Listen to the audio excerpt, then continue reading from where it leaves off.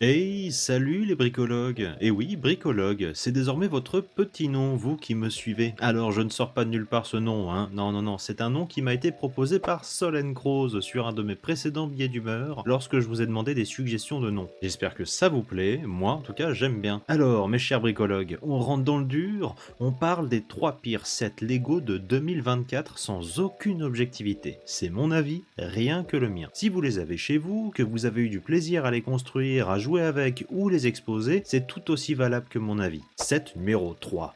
On y va mollo pour commencer, mais attention, ça pique déjà. Le logo Marvel et ses super-héros. D'accord, c'est bien fait. On reconnaît le logo, les techniques de Snot pour écrire Marvel sont bien réalisées, et ce n'est pas qu'un simple élément décoratif. En appuyant sur un bouton, on actionne un mécanisme et les Avengers sortent de la boîte. Sur le papier, je n'ai rien contre ce set, mais c'est la forme qui me pose problème. Dans l'équipe des Avengers, il manque au moins œil de faucon, voire même vision. Et pourquoi a-t-on un Hulk à taille humaine? Ils auraient pu mettre une Big Fig pour être à l'échelle. Et d'ailleurs, ce n'est pas écrit Avengers. Alors pourquoi ne pas ajouter Ultron, Spider-Man, Daredevil et j'en passe? Pour 99 € prix officiel, j'en attendais bien plus de la part de Lego. C'est joli, oui, mais ça aurait pu être beaucoup plus abouti avec davantage de figurines. Set numéro 2. Non mais Lego, je crois qu'il faut que vous arrêtiez. Non, c'est pas bien, hein. C'est cher déjà, et puis c'est moche. Je parle de ça. Alors oui, ok, ça peut plaire à certains, c'est propre, de belle taille, mais pardon, 79,99, prix officiel pour aucune jouabilité, aucun petit détail, rien, nada, walou, podzob, sous prétexte que c'est la gamme Art, on devrait se satisfaire d'un set décoratif sans âme, moi je dis non, et puis c'est tout.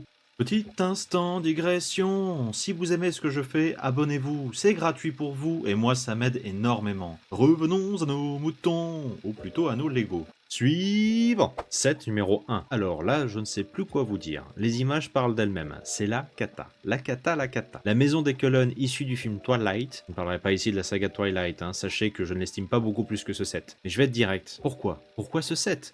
Qu'est-ce que cette maison a de spécial? Plus fat que ça, tu meurs. Déjà qu'en vrai, elle n'a aucune âme, bon, ce qui est plutôt raccord avec le fait d'être habité par des vampires. Mais là, c'est vide. Presque 220 € et on a ça. 2000 pièces, quelques clins d'œil au film, 7 figurines.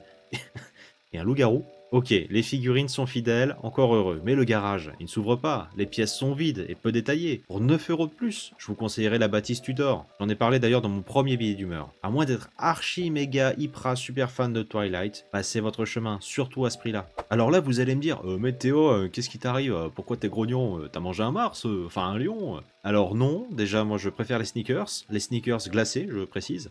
Et puis j'aime bien Lego, vous le savez, les Danois font du super boulot, solide, intemporel, mais parfois, bon, il faut se le dire, c'est pas foufou. Et moi je me sentais le devoir de le rappeler. Mais vous, dites-moi en commentaire, je vous en prie, hein, si vous êtes d'accord avec moi, ou si vous pensez que d'autres sets méritent d'être dans ce classement. Allez, à la prochaine, tchuss!